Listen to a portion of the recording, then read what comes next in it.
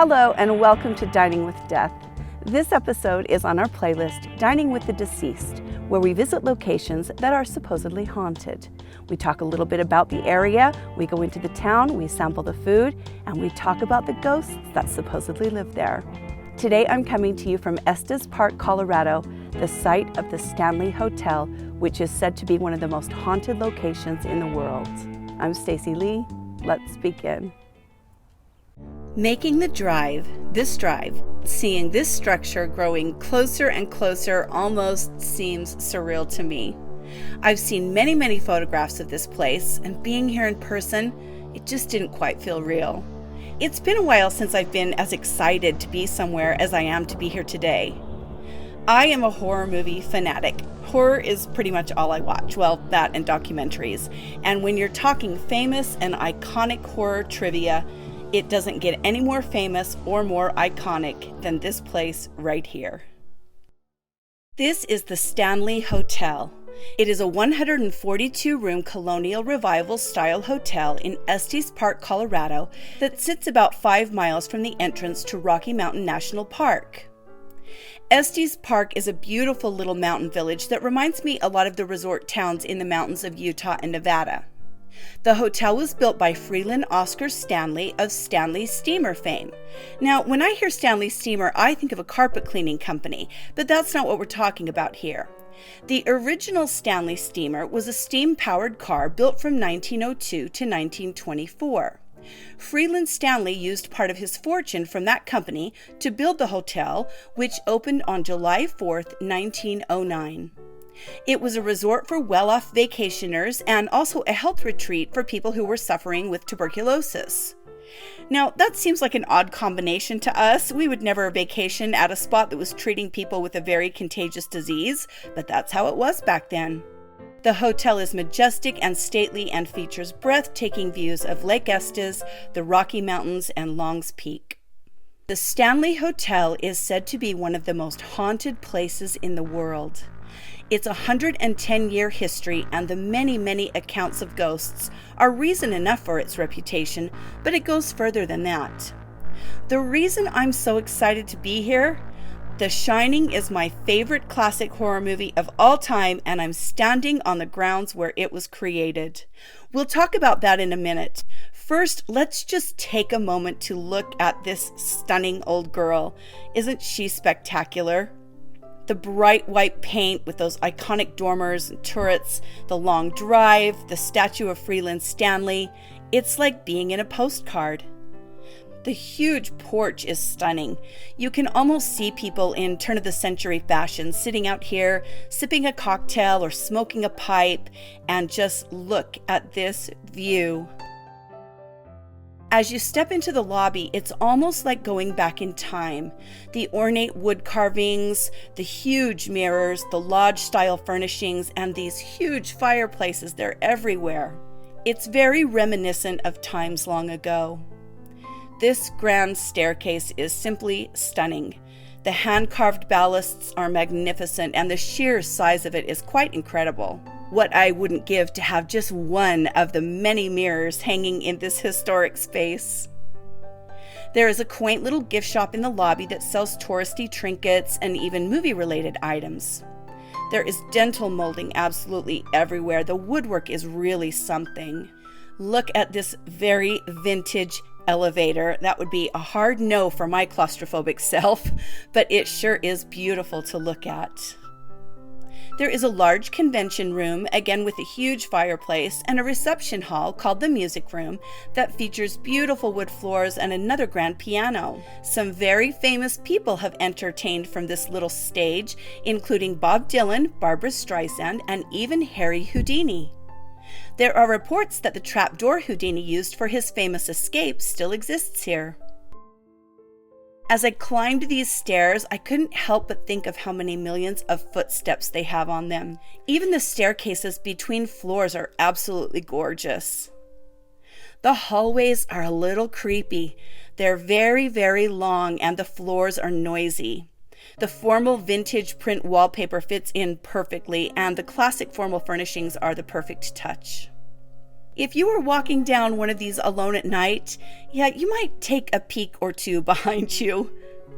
You can see just how long they are and how far these hallways stretch. We tried, believe me, we tried everything for weeks to try and get a room here. But because of COVID and the hotel's popularity, we just couldn't make it happen. But I did find photos of the rooms online, and they're spacious and cozy. The view out the back from the third floor is breathtaking. This is quintessential Colorado. The mountain air is cool all year round, and the air is crisp. It doesn't take much to envision people from all eras of the last 100 years relaxing and vacationing here. And oh yeah, did I mention this staircase? Look at those mirror frames. I just can't get over them. The back of the hotel features this large patio with a beautiful waterfall, and I'm sure this space is home to many weddings and parties and fabulous times.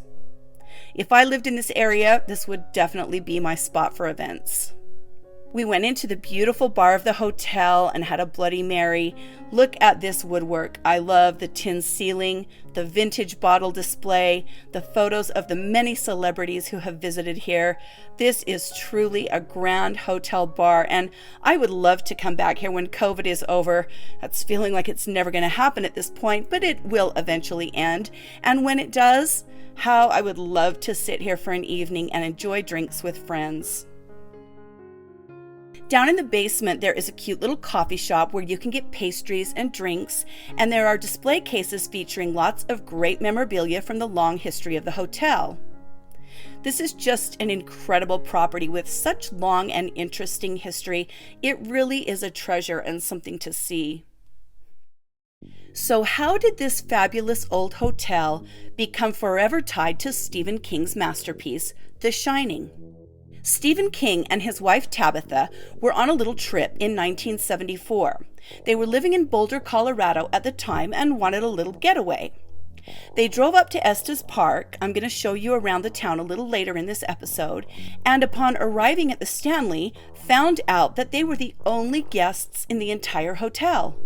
This part of Colorado gets a lot of snow, and the hotel closes each year during the snowy season, so the Kings spent the night alone in this massive place with only a couple of staff members. Stephen King said, "The hotel staff were just getting ready to close for the season, and we found ourselves the only guests in the place, with all those long, empty corridors. Except for our table, all the chairs were up on the tables in the dining room. So the music is echoing down the hall, and I mean, it was like God had put me there to hear that and see those things." He remembers feeling very creeped out the entire time they were in the hotel, and standing here now, I can completely see why. After dinner, he and his wife went to bed. King says that night he had one of the worst nightmares of his life. In the nightmare, his 3-year-old son was being chased down one of these long hallways by a creature that looked like a garden hose. His son was running with his mouth wide open, screaming at the top of his lungs, just out of reach of the monster.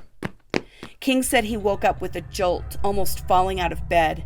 He was covered in sweat and his heart was racing. He said, "I lit a cigarette and sat in the chair looking out the window at the Rockies, and by the time the cigarette was done, I had the bones of the book firmly set in my mind." So we have this hotel and that spooky night spent alone for one of the scariest books and one of the greatest movies ever made, The Shining. Many people mistakenly believe that this is the hotel where The Shining was filmed. As we were walking around on the grounds, I even heard people saying things like, "I wonder if that's the window she pushed Danny out of and into the snow." This is not the hotel where the film was made. In fact, there is no hotel where the film was shot because it was all shot on a soundstage. Not even the exterior shots of the hotel are of the Stanley. These shots here were taken in front of the Timberline Lodge in Oregon. The Stanley Hotel is simply where the idea for The Shining was born, not where the original film was shot. Now, The Shining was remade in 1997 as a miniseries starring Steven Weber and Rebecca De Mornay, and parts of it were shot here at the Stanley. That miniseries it's fine, but it's no Kubrick. Stephen King actually doesn't like Kubrick's film version of his book, but, well, I love Stephen King, but the rest of the world disagrees with him on that one. This model in the basement of the Stanley Hotel was used in the 1997 remake of The Shining. Now, even though the original film wasn't shot here, the Stanley Hotel has created a hedge maze to tie itself in with the very famous and very scary hedge maze in the movie. And yes, it was used in the remake. Those scenes in that maze of the Kubrick film, some of the scariest caught on film. If you were really being chased by a madman through a hedge maze in the dead of winter in the middle of nowhere with no help for hundreds of miles, I don't know that there's many things more terrifying than that. The Shining is, like I said, a masterpiece of horror literature and a film, and we have the Stanley Hotel to thank for its inspiration. It's no wonder that Stephen King got spooked staying here. Rumors of ghosts began early on in the history of the hotel. Some guests died of tuberculosis here, and staff began reporting that they felt the grounds and the hotel were being haunted. Then, in 1911, there was a tragedy. The hotel had electricity, but used a gas lighting system to power the majority of the lights in the interior. The gas would be turned on and it would travel through the pipes, filling each pathway with gas. One night, when the system was lit, there was an explosion. 8 people were injured, all of them staff. A maid named Elizabeth Wilson, or Lizzie Leitenberger, depending on which article you read, was hurled across the room and went straight through the second floor, landing on the first floor. The fall broke both of her ankles. The dining room was badly wrecked, and 10 large plate glass windows were blown out. Here on display they have several articles from the explosion, including pieces of broken drywall with the original hotel wallpaper on them. Guests have reported smelling smoke and hearing loud banging noises in the area of the explosion. Freeland Stanley died in 1940, and many guests and staff have reported seeing his ghost in the hotel. Guests report being startled at the check-in desk when he suddenly appears to the side of them. Staff members report seeing him walking through the kitchen and the corridors. Some people even claim to have seen his wife, Flora, playing the pianos in the hotel, but when they go to the piano, there is no one there. Guests have reported strange occurrences, shadowy figures, eerie laughter, flickering lights, and items moving around on their own in every room of the hotel. Richard Estep, who has authored books on the paranormal, said, "I always tell my tour group I've investigated castles, dungeons, and buildings older than the U.S., and the Stanley is on the top of the list of most haunted places in the world." He tells stories of guests seeing Elizabeth, the maid who was injured in the explosion, but returned to work at the hotel until she was 90 years old. These guests say they feel someone trying to wedge them apart as they sleep in bed. Some guests claim their bags are packed for them when they wake up in the morning. There is no question that it's easy to become spooked here. The floors creak and groan, and the mountain air causes an eerie whistle as it passes through the window panes. The trees shake and sway in the wind, and the moon seems closer than usual here. Even in the middle of the day, there is definitely something a bit spooky in these halls, especially if you're alone. Maybe it's because the hotel is so old. Maybe it's because of its place in pop culture. Or maybe it's because there is just a little bit of a dark energy here. Whatever the reason, there is no doubt the Stanley Hotel is a very beautiful, very historic, and very spooky place to be. Now, as we always do here on Dining with Death, we discuss the food in the haunted location. There is a restaurant at the Stanley Hotel, but we were advised by many locals not to eat there, and I'll just leave it at that.